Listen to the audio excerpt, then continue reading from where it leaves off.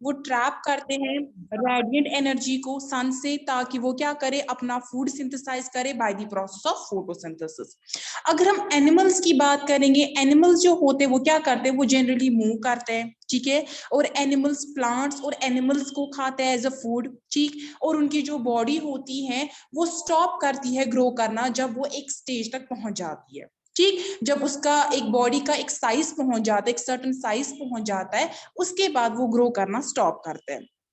अगर हम plant cells की बात करेंगे, प्लांट सेल्स जो होते हैं वो सराउंड होते हैं बाय सेल वॉल, ठीक, और उनमें क्लोरोप्लास्ट होता है ताकि वो अपना फूड सिंथेसाइज करे by the process of photosynthesis, ठीक। अगर हम एनिमल्स की बात करेंगे, एनिमल्स में ना तो सेल वॉल होता है, ना उनमें क्लोरोफिल होता है, और ना ही उनमें क्लोरोप्लास्ट होता है, ठीक है। तो ये बेसिक डिफरेंसेस हैं किन के बीच में, प्लांट्स के बीच में, एनिमल्स के बीच में।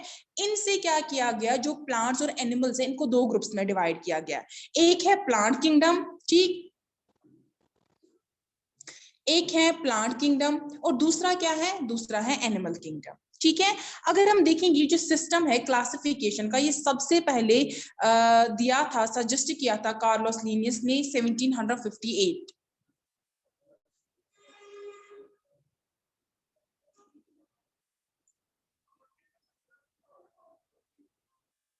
1758 में उसने क्या किया था, उसने इस सिस्टम को यानी क्लासिफिकेशन के सिस्टम को सजेस्ट किया था। उसके बाद क्या हो गया कि बहुत सारे जो टेक्सोनोमिक स्टडीज है उन्होंने इंडिकेट किया कि कुछ ऐसे ऑर्गेनिजम्स हैं जो न तो प्लांट किंगडम में फॉल करते हैं, न तो एनिमल किंगडम में फॉल करते हैं, यानी उनमें कुछ ऐसी कैरेक्टरिस्टिक्स है, न तो वो प्लांट्स के साथ रिजेंबल करते हैं, ना वो एनिमल्स के साथ रिजेंबल करते हैं, ठीक है। तो जो जर्मन जोलॉजिस्ट था एक E.H. हैकेल, ठीक है, जर्मन जोलॉजिस्ट E.H. हैकेल, उसने क्या किया, उसने एक थर्ड किंगडम दिया जिसका नाम था प्रोटिस्टा, किंगडम प्रोटिस्टा, ठीक है, वो थर्ड किंगडम उसने दिया। सबसे पहले दो सिस्टम आए थे, ठीक, एक तो आया था प्लांट, दूसरा आया था एनिमल। उनके जो भी उनमें डिफरेंसेस थे उस बेसिस पे उनको क्लासिफाई किया था प्लांट्स और एनिमल्स को। लेकिन फिर जो E.H. हैकेल था उसने क्या बोला कि जो कुछ ऐसे ऑर्गेनिज्म जिनको हम किंगडम प्रोटिस्टा में रखते हैं, ठीक है, जिनको हम किंगडम प्रोटिस्टा में रखते हैं, उसमें कौन से आते हैं, उसमें यूनिसेल्यूलर ऑर्गेनिजम्स आते हैं, यानी जो सिंगल सेल के बने हुए होते हैं, ठीक। तो वो ऑर्गेनिज्म ना तो प्लांट की कैटेगरी में फॉल करते हैं, ना वो एनिमल की कैटेगरी में फॉल करते हैं, तो उनको एक अलग किंगडम में रखा गया जिसका नाम था किंगडम प्रोटिस्टा, ठीक है। मोहम्मद मुसद्दिक, आपकी क्या प्रॉब्लम है, क्या कर रहे हो आप?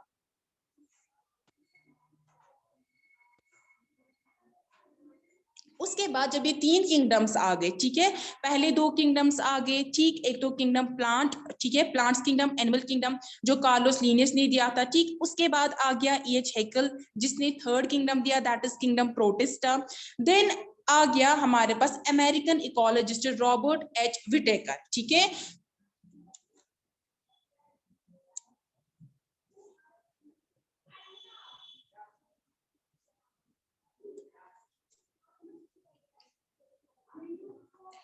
Robert H. विटेकर ने क्या किया, उसने फोर्थ किंगडम जो है, किंगडम मोनेरा जो है, बैक्टीरिया के लिए, बैक्टीरिया के लिए उन्होंने किंगडम मोनेरा दिया, ठीक है। किसने, रॉबर्ट H. विटेकर ने प्रपोज किया फोर्थ किंगडम, किन के लिए, मोनेरा, दैट इज बैक्टीरिया के लिए, जो कि प्रोकैरियोट्स होते हैं, ठीक। प्रोकैरियोट्स का मतलब क्या होता है, आप लोगों ने प्रोकैरियोट्स के बारे में पढ़ा है, प्रोकैरियोट, यूकैरियोट, क्या होता है प्रोकैरियोट, प्रोकैरियोट क्या होता है, किसे हम कहते हैं प्रोकैरियोट, प्रोकैरियोट और यूकैरियोट में क्या डिफरेंस है, किसी को पता है, आप लोगों ने ऑलरेडी ये पढ़ा है।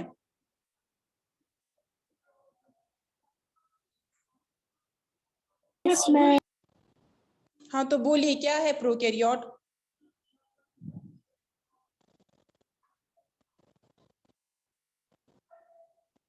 बैक्टीरिया जो प्रोकैरियोट है इसका मतलब क्या है,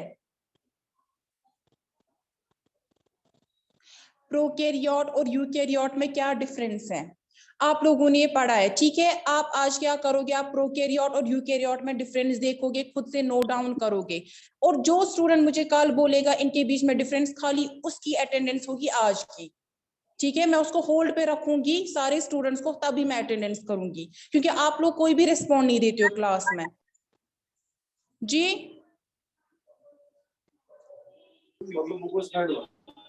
मैम पता है मुझे। हाँ तो बोलिए क्या है, अगर पता है आपको बोलिए। प्रोकैरियोट जी, प्रोकैरियोट जो होता है उनमें न्यूक्लियस प्रेजेंट होता है, और जो यूकैरियोट होता है उनमें जो होता है नहीं नहीं आपने उल्टा बोला। मैम ये जो प्रोकैरियोट्स है वो है प्रिमिटिव सेल्स, जिनके पास न्यूक्लियर मेम्ब्रेन या डीएनए वगैरह नहीं है उनके पास। प्रेजेंट होता है।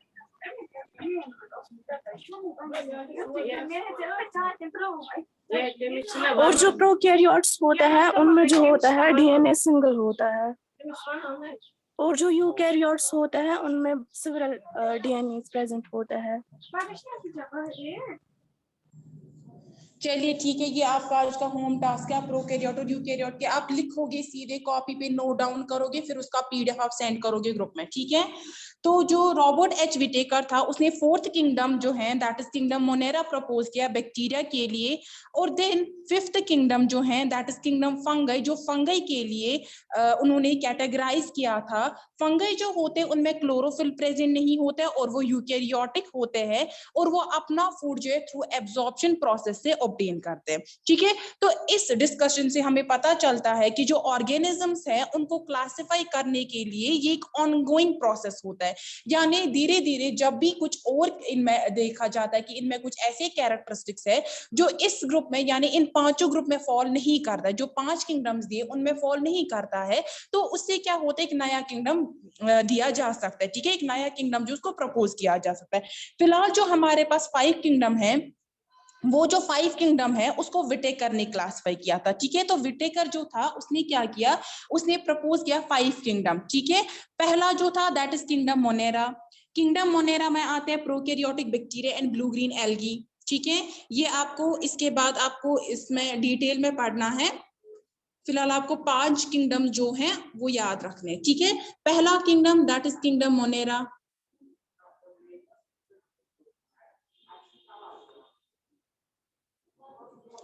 किंगडम मोनेरा में आते हैं prokaryotic bacteria and blue green algae, ठीक। दूसरा किंगडम है किंगडम प्रोटिस्टा,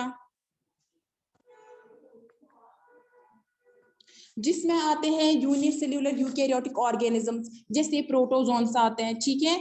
इसके बाद जो थर्ड आता है that is kingdom Plantae,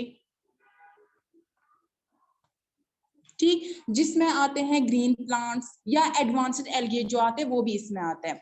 then fourth is that is kingdom fungi, जिसमें आते हैं हायर फंगई, ठीक है, या सिंपली हम फंगई की बात करेंगे।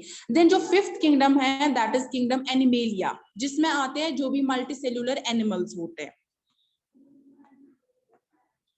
तो कितने किंगडम है अभी हमारे पास, kingdom Monera, kingdom Protista, kingdom Plantae, kingdom Fungi and kingdom Animalia. और ये 5 किंगडम जो है ये किसने दिए थे, ये विटेकर ने इन्होंने क्लासिफाई किए थे।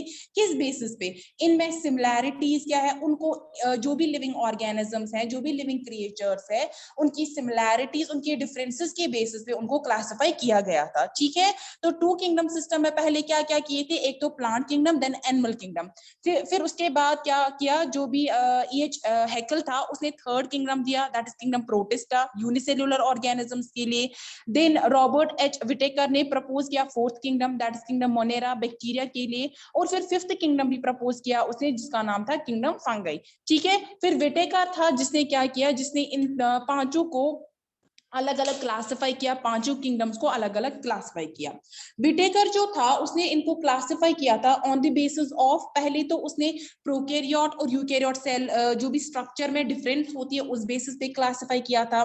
दूसरा उसने क्लासिफाई किया था यूनिसेल्युलर और मल्टीसेल्युलर ऑर्गेनिजम्स के बीच में, ठीक है। और थर्ड क्या किया था, उसने देखा था कि मोड ऑफ न्यूट्रिशन क्या है, उस बेसिस पे उसने क्लासिफाई किया था वेदर फोटोसिंथेसिस है जो प्लांट्स दिखाते हैं, या एब्जॉर्प्शन है, ठीक है, एब्जॉर्प्शन प्रोसेस से फूड को ऑब्टेन करता है जैसे फंगाई करता है, या इसके अलावा इंजेक्शन प्रोसेस से जैसे एनिमल्स करते हैं। तो विटेकर ने कितने किए थे, 3 बेसिस पे, यानी हम बोलेंगे 3 लेवल्स के बेसिस में उसने क्लासिफाई किया था ऑर्गेनिजम्स को। पहला था प्रोकैरियोट वर्सेस यूकैरियोट, सेकेंड था यूनिसेल्यूलर वर्सेस मल्टीसेल्यूलर, थर्ड था कि उनमें जो मोड ऑफ न्यूट्रिशन है जैसे फोटोसिंथेसिस, एब्जॉर्प्शन या इंजेक्शन प्रोसेस से, ठीक है।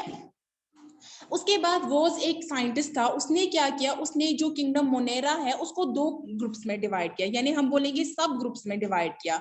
एक तो आर्कीबैक्टीरिया, दूसरा यूबैक्टीरिया।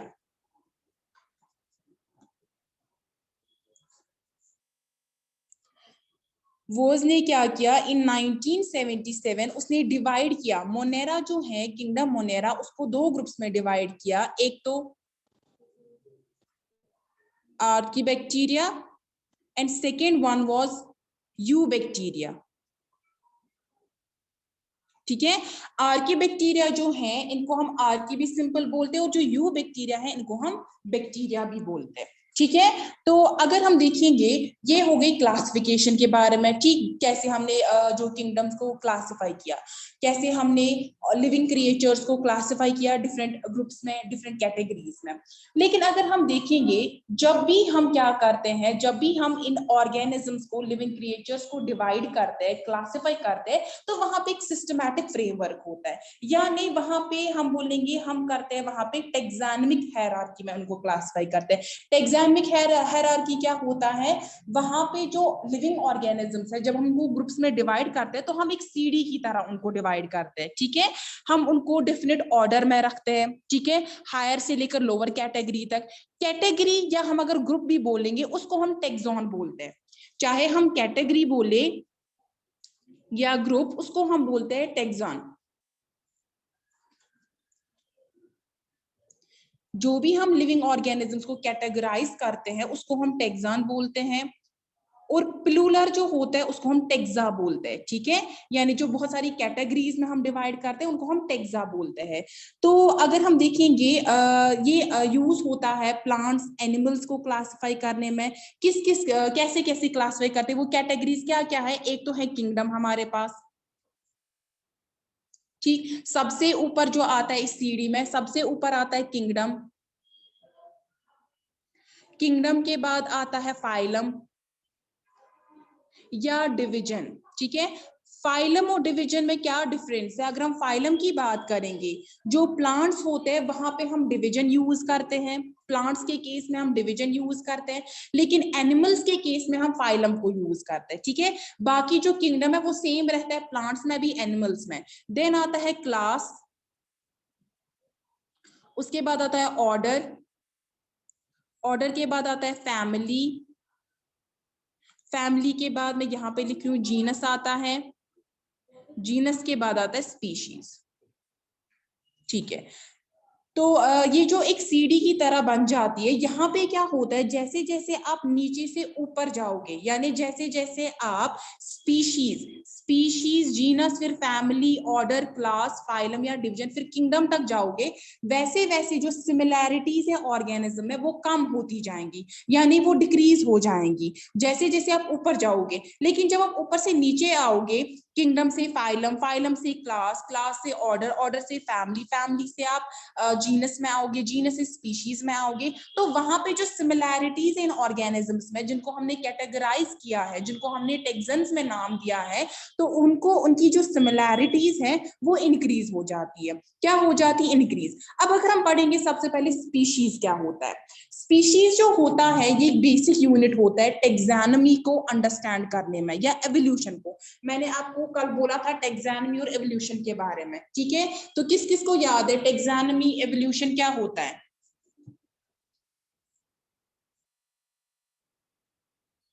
एवोल्यूशन क्या होता है, मैंने कल इसके बारे में बोला था।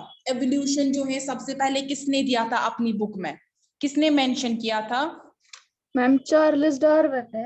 राइट, चार्ल्स डार्विन ने एवोल्यूशन का कंसेप्ट दिया था सबसे पहले। तो एवोल्यूशन क्या होता है, मतलब चेंज होना, जैसे कि उनके बॉडी डिजाइन में जो एनिमल्स है या कोई भी, जब दूसरे दूसरे लाइक मॉडिफिकेशन आना, ठीक है, विद दी हैबिटेट जो भी मॉडिफिकेशंस आती है, यानी जो कम्प्लेक्सिटी आती है ह्यूमन बॉडी या हम बोलेंगे जो दूसरे लिविंग क्रिएचर्स है उनमें जो आती है उसको हम एवोल्यूशन बोलते हैं। और टेक्सानमी में हम क्या करते हैं, टेक्सान में सिंपली हम क्या करते हैं, जो भी लिविंग ऑर्गेनिजम्स होते हैं उनको क्लासिफाई करते हैं based on what, similarities differences के बेस में हमको क्लासिफाई करते हैं। तो जो स्पीशीज होता है ये बेसिक यूनिट होता है टेक्सानमी और एवोल्यूशन को अंडरस्टैंड करने के लिए। अगर हम स्पीशीज देखेंगे, स्पीशीज क्या होता है, ये ग्रुप ऑफ इंडिविजुअल्स होते हैं, ठीक है, जिनमें सिमिलर मॉर्फोलॉजिकल कैरेक्टर्स होते हैं। मॉर्फोलॉजिकल कैरेक्टर्स का मतलब क्या है, जिनमें स्ट्रक्चरल कैरेक्टर जो होते हैं वो सिमिलर होते हैं और जो आपस में ब्रीड कर सकते हैं और प्रोड्यूस कर सकते हैं फर्टाइल ऑफस्प्रिंग को, ठीक है, जो उनका खुद का होगा। ठीक, तो यहाँ पे जो स्पीशीज होते हैं, जो सेम स्पीशीज के इंडिविजुअल्स होते हैं वो रिजेंबल करते हैं एक दूसरे को, किसमें, एक तो स्ट्रक्चरली रिजेंबल करते हैं, दूसरा फंक्शनली भी रिजेंबल करते हैं। ठीक, ये था स्पीशीज। तो स्पीशीज क्या आता है, स्पीशीज जो है ये बेसिक यूनिट होता है जो भी टेक्सानमी को अंडरस्टैंड करने के लिए। और इनका क्या होता है, जो भी सेम स्पीशीज होते हैं उनका सिमिलर मॉर्फोलॉजिकल कैरेक्टर्स होते हैं, यानी स्ट्रक्चरली वो सिमिलर होते हैं, फंक्शनली वो सिमिलर होते हैं, ठीक है, और वो आपस में ब्रीड भी करते हैं और वो ऑफस्प्रिंग भी प्रोड्यूस करते हैं खुद का, ठीक है। देन सेकंड जो आता है दैट इज जीनस। अगर हम जीनस की बात करेंगे, जीनस जो होता है ये ग्रुप ऑफ स्पीशीज होता है जो एक दूसरे के साथ रिलेटेड होते हैं, लेकिन इनमें जो कैरेक्टर्स होते हैं वो कम कॉमन होते हैं एज कंपेयर टू स्पीशीज। जितने स्पीशीज में रिजेंबल करते हैं कैरेक्टर्स, उससे कम रिजेंबल करते हैं जीनस में, ठीक है। जो जीनस के मेंबर्स होते हैं उनमें आइडेंटिकल रिप्रोडक्टिव ऑर्गन्स होते हैं। फॉर एग्जांपल अगर हम बनियन और फिग ट्री की बात करेंगे, उनके जो वेजिटेटिव कैरेक्टर्स होते हैं, वेजिटेटिव कैरेक्टर्स में क्या क्या आते हैं, जो भी शेप साइज होता है या लीफ वगैरह होते हैं वो डिफरेंट होते हैं, बट उनका जो रिप्रोडक्टिव ऑर्गन होता है, ठीक है, जैसे फ्लावर की हम बात करेंगे, उनका जो रिप्रोडक्टिव ऑर्गन होता है वो सिमिलर होता है। ठीक, बनियन और फिग ट्री जो होते हैं ये एक ही जीनस को बिलोंग करते हैं, दैट इज फिकस, ठीक है। फिकस जो है एक ही जीनस को ये बिलोंग करते हैं, लेकिन इनमें क्या है, इनमें जो रिप्रोडक्टिव ऑर्गन है वो सिमिलर है, बट इनका जो बाकी वेजिटेटिव कैरेक्टर्स है, चाहे इनकी शेप है, साइज है या लीफ वगैरह है, वो डिफरेंट होते हैं। जीनस के बाद थर्ड आता है फैमिली हमारे पास।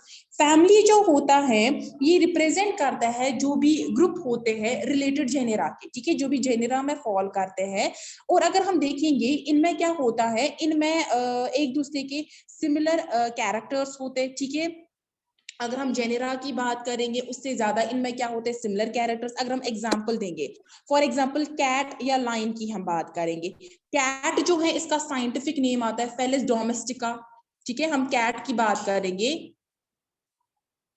कैट जो होता है इसका जो साइंटिफिक नेम है दैट इज फेलिस डोमेस्टिका, ठीक है। और अगर हम लाइन की बात करेंगे, मैंने कल लाइन का साइंटिफिक नेम आपको बोला था, क्या है लाइन का, Panthera leo. Right, Panthera leo, Panthera leo. तो अगर हम कैट और लाइन की बात करेंगे ये एक ही फैमिली को बिलोंग करते हैं, कैट फैमिली जिसको हम कॉमनली बोलते हैं, लेकिन उस फैमिली का नाम क्या है, साइंटिफिकली जो हम नाम देते हैं दैट इज फेलिडे, फेलिडे, ठीक है। ये फैमिली का नाम है। कैट और लाइन जो होते हैं ये एक ही फैमिली को बिलोंग करते हैं, ऑल्दो इनका जो जीनस स्पीशीज है वो डिफरेंट है। अगर आप देखोगे यहाँ पे फेलिस डोमेस्टिका, पैंथेरा लियो, ठीक है, इनका जो जेनेरिक नेम है या स्पेसिफिक नेम है वो दोनों का डिफरेंट है, बट ये बिलोंग करते हैं एक ही फैमिली को, दैट इज फेलिडे। और इनमें क्या रिजेंबलेंस होती है, इनमें जो क्लॉज होते हैं वो सिमिलर होते हैं, ठीक है। जो आपने वो पंजे देखे होंगे कैट के देखे होंगे या लाइन के, उनमें क्या होती, उनमें ये सिमिलैरिटी होती, इसीलिए वो एक ही फैमिली को बिलोंग कर, दैट इज फेलिडे जिसका नाम है। देन आता है इसके बाद ऑर्डर। ऑर्डर क्या होता है, जब भी फैमिली जो होती है, जब वो मिलती है, जब वो असेंबल होती है और उनमें कैरेक्टर जो होते हैं वो फेवर नंबर में रिजेंबल करते हैं, तब हम बोलते हैं वो ऑर्डर जो है उनका एक ही होता है, ठीक है। अगर हम बात करेंगे टाइगर की, टाइगर का साइंटिफिक नेम पैंथेरा टिग्रिस, या हम वुल्फ की बात करेंगे कैनस लोपस, उनमें क्या होता है, उनमें जो जॉज होते हैं वो सिमिलर होते हैं, ठीक है। उनमें जो इंसिजर्स होते हैं, ठीक, इंसिजर्स इंसिजर्स जो होते हैं वो उनमें यानी टीथ, ठीक है, जो उनके इंसिजर टीथ होते हैं वो पावरफुल होते हैं, बड़े होते हैं। उनके जो कैनाइन्स टीथ होते हैं वो शार्प होते हैं, ठीक है, जो उन्होंने किस लिए अडेप्ट किए होते हैं, ताकि वो फ्लैश को खाए, क्योंकि हमें पता है जो टाइगर होता है, जो वुल्फ होता है, वो किस पे फीड करते हैं, वो फ्लैश पे फीड करते हैं, वो फ्लैश ईटिंग होते हैं। तो उस वजह से उनके जो इंसिजर्स होते हैं वो पावरफुल होते हैं, लार्ज होते हैं, उनके जो कैनाइन्स होते हैं वो शार्प होते हैं, और उन्होंने उनको उन टीथ को अडेप्ट किया होता है ऐसे ताकि वो फ्लैश खाए। तो इससे हमें पता चलता है कि दोनों जो होते हैं, जो फ्लैश ईटिंग होते हैं वो किस में आते हैं, उनको हम कार्निवोर बोलते हैं, ठीक है।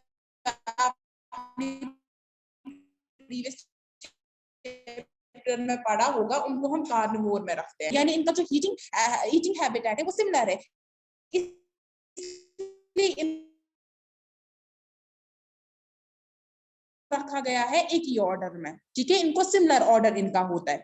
देन आता है इसके बाद क्लास। क्लास क्या होता है? क्लास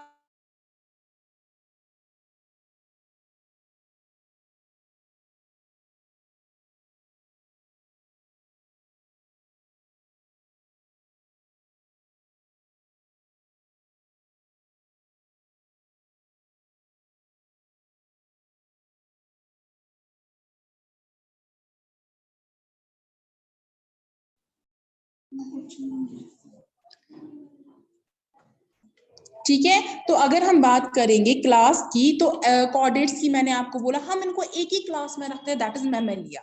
मैमेलिया में हम उनको क्यों रखते हैं? क्योंकि इनमें भी कुछ ऐसे कैरेक्टर्स होते हैं जो सिमिलर होते हैं। क्या क्या कैरेक्टर्स सिमिलर होते हैं? अगर हम बात करेंगे, इनमें होते हैं मिल्क ग्लैंड्स, ठीक है, मिल्क ग्लैंड्स यानी ये मिल्क प्रोड्यूस करते हैं अपने ऑफस्प्रिंग्स के लिए, ठीक, या इनमें एक्सटर्नली ईयर प्रेजेंट होता है, इसके बावजूद इनका हेयरी एक्सोस्केलेटन होता है। तो ये कुछ कैरेक्टर्स है जो आपको आगे भी पढ़ने, जब आप अलग अलग से इन मैमेलिया वगैरह को पढ़ोगे तो आपको वहां पे भी इनके जो कैरेक्टर्स है वो अलग से पढ़ने हैं, ठीक है। इसके बाद जो आता है फाइलम। फाइलम में क्या आता है? फाइलम में सारे ऑर्गेनिजम्स आते हैं वो जो बिलोंग करते हैं डिफरेंट क्लासेस को, और उनमें कुछ ही कैरेक्टर जो होते हैं वो कॉमन होते हैं। सारे एनिमल जिनमें नोटोकॉर्ड प्रेजेंट होता है एम्ब्रियो में, ठीक है, वो फाइलम कॉर्डेटा में आता है। नोटोकॉर्ड क्या होता है? वो रीढ़ की हड्डी जो होती है उसको हम नोटोकॉर्ड बोलते हैं सिंपली, ठीक है। तो वो एनिमल जो होते हैं उनको हम फाइलम कॉर्डेटा में रखते हैं। फाइलम के बाद आता है किंगडम। किंगडम में क्या आता है? किंगडम में वो सारे ऑर्गेनिजम्स आते हैं जो क्या करते हैं, जो दूसरे किंगडम में होते हैं उनसे डिफरेंट उनमें कैरेक्टर्स होते हैं प्रेजेंट। जैसे प्लांट किंगडम मैंने बोला, ऐसे मैंने एनिमल किंगडम की बात की, ठीक है। मैंने बोला कि जो प्लांट किंगडम होते हैं उनमें कुछ कैरेक्टर्स होते हैं जो उनको डिफरेंशिएट करते हैं एनिमल से, तो इसलिए उनको प्लांट किंगडम की क्लास में रखा है या एनिमल किंगडम में अलग रखा है, ठीक। समझ आए यहां तक सबको? किसी को कोई क्वेश्चन, किसी को कोई कंफ्यूजन?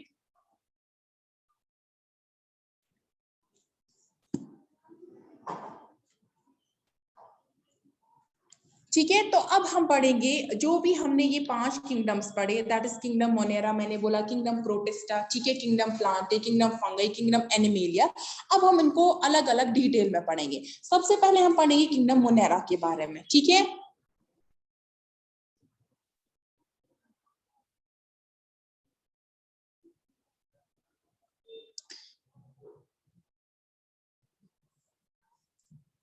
प्रोकैरियोट्स, ठीक है।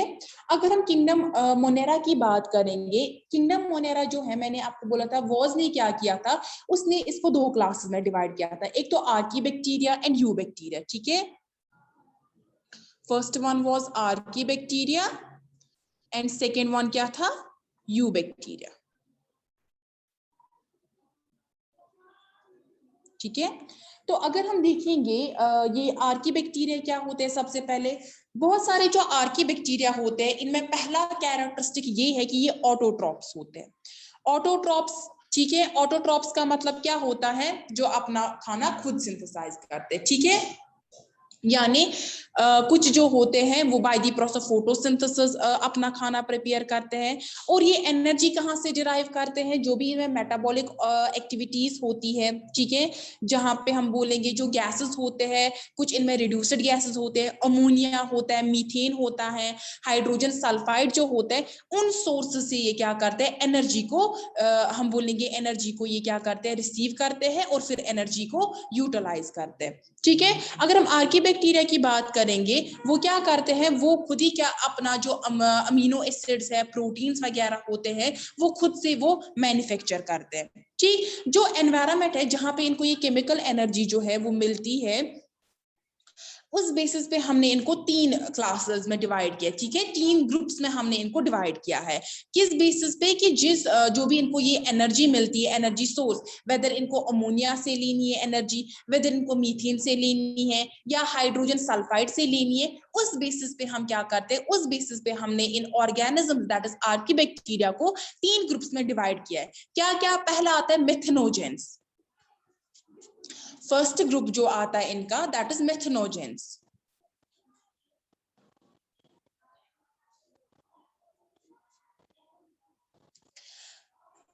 नाम से हमें पता चलता है, मेथनोजेंस का मतलब क्या है, जो मीथेन को मैन्युफैक्चर करते हैं। ठीक है, किसको करते हैं? मीथेन को मैन्युफैक्चर करते हैं।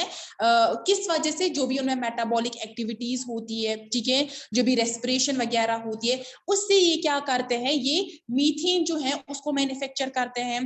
ठीक, मेथनोजेंस जो होते हैं, अगर उनको ऑक्सीजन मिला तो ऑक्सीजन के प्रेजेंस में ये मर जाते हैं। ठीक है, तो ऑक्सीजन की प्रेजेंस में इनकी डेथ हो जाती है। तो ये पाए जाते हैं स्वैम्प्स या मार्शेस में। स्वैम्प्स और मार्शेस क्या होते हैं, वो कोई भी अनकल्टिवेटेड एरिया जहां पे आप देखोगे कहीं पे जहां पे पानी बहुत ज्यादा जमा हुआ होता है, ठीक, उनको हम बोलते हैं स्वैम्प्स या मार्शेस बोलते हैं।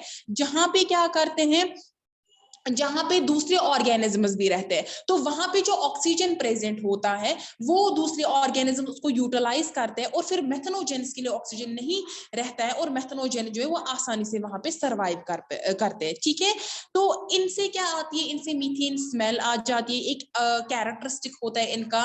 और मेथनोजेंस के लिए स्वैम्प्स और मार्श जो होते हैं वो फेवर करते हैं इनके सर्वाइवल के लिए। ठीक, तो मेथनोजेंस कौन से होते हैं? जो मीथेन को मैन्युफैक्चर करते हैं किसी वजह से, जो भी उनमें मेटाबॉलिक एक्टिविटीज में क्या क्या आता है, रेस्पिरेशन वगैरह जो भी आता है उसमें, उस वजह से ये मीथेन को प्रोड्यूस करते हैं। और कहाँ पे रहते हैं ये? मार्शेस में रहते हैं, स्वैम्प्स में रहते हैं। ठीक है, जहां पे दूसरे ऑर्गेनिजम्स भी रहते हैं जो क्या करते हैं, जो ऑक्सीजन को कंज्यूम करते हैं, जो भी ऑक्सीजन वहां पे प्रेजेंट होता है सारा ऑक्सीजन कंज्यूम करते हैं, जिसकी वजह से मेथनोजन जो है वो वहां पे सर्वाइव कर पाते हैं। दूसरा ग्रुप क्या आता है, that is thermo acidophils. Thermo acidophils, ठीक है, ये जो आर्की होते हैं ये कहाँ पे रहते हैं, जहां पे हॉट और एसिडिक एनवायरनमेंट होता है। ठीक है, जहां पे भी हॉट या एसिडिक एनवायरनमेंट होता है वहां पे थर्मो एसिडोफिल्स होते हैं। और थर्मो एसिडोफिल्स क्या करते हैं, ये यूज करते हैं हाइड्रोजन सल्फाइड को। किसको करते हैं? हाइड्रोजन सल्फाइड को यूज करते हैं as a source of energy. Thermoacidophiles के बाद थर्ड जो आता है दैट इज हेलोफिल्स। अगर हम हेलोफिल्स की बात करेंगे, ये आर्की जो होते हैं ये साल्टी एनवायरनमेंट में रहते हैं। जैसे अगर हम देखेंगे जहां पे साल्ट प्रेजेंट होता है, साल्ट लेक होता है या डेड सी वगैरह होता है, जहां पे एक्सट्रीमली सॉल्ट प्रेजेंट होता है वहां पे हेलोफिल्स जो होते हैं वो सर्वाइव करते हैं। ठीक है, तो आर्कीबैक्टीरिया कितने क्लास में हमने उनको कितने ग्रुप्स में डिवाइड किया, एक तो मेथनोजेन, थर्मो एसिडोफिल्स, देन हेलोफिल्स। किस बेसिस पे? जो भी ये केमिकल एनर्जी जो सोर्स है वो कहां से लेते हैं, यानी ये जो एनर्जी डिराइव करते हैं वो किस सोर्स से करते हैं, वेदर अमोनिया से, वेदर मीथेन से, वेदर हाइड्रोजन सल्फाइड से। उस बेसिस पे क्या किया जाता है, इनको क्लासिफाई किया जाता है, इनको ग्रुप्स में कैटेगराइज किया जाता है, जिसमें मेथनोजेन, थर्मो एसिडोफिल्स, हेलोफिल्स आता है। मेथनोजेन जो मीथेन को यूज करते हैं, स्वैम्प्स और मार्शेस में रहते हैं। थर्मो एसिडोफिल्स जो एसिडिक एनवायरनमेंट और हॉट एनवायरनमेंट में रहते हैं। हेलोफिल्स जो साल्टी एनवायरनमेंट में रहते हैं। ठीक है, ये था पहला हमारे पास सब किंगडम। ठीक है, क्योंकि हमने क्या किया, किंगडम मोनेरा को डिवाइड किया 2 किंगडम्स में, दैट इज सब किंगडम। इनके अब आते हैं आर्कीबैक्टीरिया और यूबैक्टीरिया। और एक बात, आर्कीबैक्टीरिया जो है इनको हम एंशिएंट बैक्टीरिया भी बोलते हैं। ठीक है, यानी ये बहुत पुराने बैक्टीरिया है। इसके बाद आता है सेकंड यूबैक्टीरिया, जिनको हम बैक्टीरिया बोलते हैं सिंपली। दूसरा सब किंगडम जो है उसमें आता है हमारे पास यूबैक्टीरिया।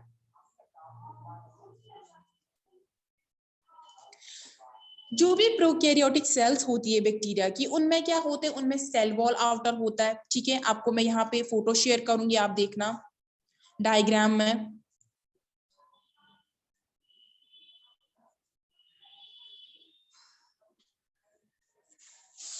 ठीक है, तो ये है prokaryotic cell, that is bacteria. ठीक है, इसमें क्या होता है, इसमें सेल वॉल प्रेजेंट होता है, सेल वॉल प्रेजेंट होता है। ठीक है, जो आप आउटर देख रहे हो। उसके बाद अगर हम देखेंगे, उसके बाद इसमें प्लाज्मा मेम्ब्रेन भी होता है। ठीक है, outer cell wall, then plasma membrane आता है, इसमें जो सराउंड करता है साइटोप्लाज्म को। ठीक, साइटोप्लाज्म में क्या क्या होता है, यहाँ पे राइबोसोम्स आते हैं। ठीक है, जो भी आप डॉटर देख रहे हो, ये राइबोसोम्स आते हैं। यहाँ पे भी दिखाया गया है, प्लाज्मा मेम्ब्रेन के सब कुछ अटैच्ड है, राइबोसोम। ठीक, देन इनमें क्या होता है, इनमें जो भी मेम्ब्रेन बाउंडेड ऑर्गेनेलीज होते हैं, जैसे न्यूक्लियस होता है, ठीक है, क्लोरोप्लास्ट होता है, माइटोकॉन्ड्रिया होता है, ये सारे एब्सेंट होते हैं। और प्रोकैरियोट हम इनको क्यों बोलते हैं, प्रोकैरियोट हम इनको इसीलिए बोलते हैं, प्रोकैरियोट का यहाँ पे आपको मतलब सीधे समझ आया होगा, prokaryote which are without nucleus, simple एक डेफिनेशन है, विच आर विदाउट न्यूक्लियस। ठीक है, वो प्रोकैरियोट होते हैं।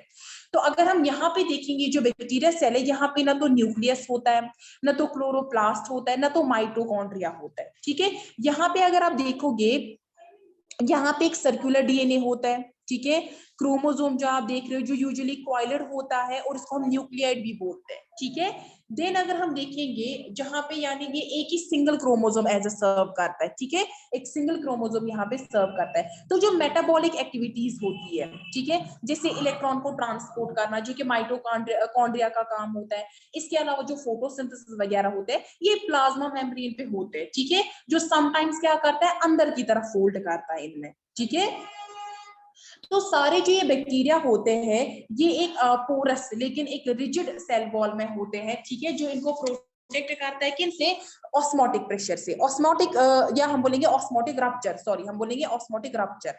ऑस्मोटिक रप्चर क्या होता है, जहां पे सेल बर्स्ट हो जाती है। ठीक है, किसी वजह से, ऑस्मोटिक मूवमेंट की वजह से, जहां पे डिफरेंस होता है ऑस्मोटिक प्रेशर में, उस वजह से हमारी जो सेल है वो बर्स्ट होती है। तो सेल वॉल उनको क्या करता है, उससे प्रोटेक्ट करता है। ठीक, तो आज के लिए इतना ही, इसके आगे हम कल कंटिन्यू करेंगे। हम शेप्स देखेंगे, बैक्टीरिया की शेप्स भी आती है। ठीक, तो वो हम कल कंटिन्यू करेंगे, क्योंकि अभी क्लास खत्म हो जाएगी। किसी को कोई क्वेश्चन पूछना है?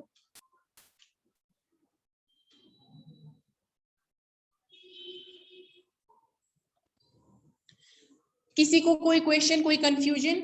और जो मैंने होमवर्क दिया है प्रोकैरियोट और यूकैरियोट में डिफरेंस, आप वो पीडीएफ बना के ग्रुप में सेंड करोगे कल। ठीक है, चलिए मैं क्लास को एंड करती हूँ। अल्लाह हाफिज।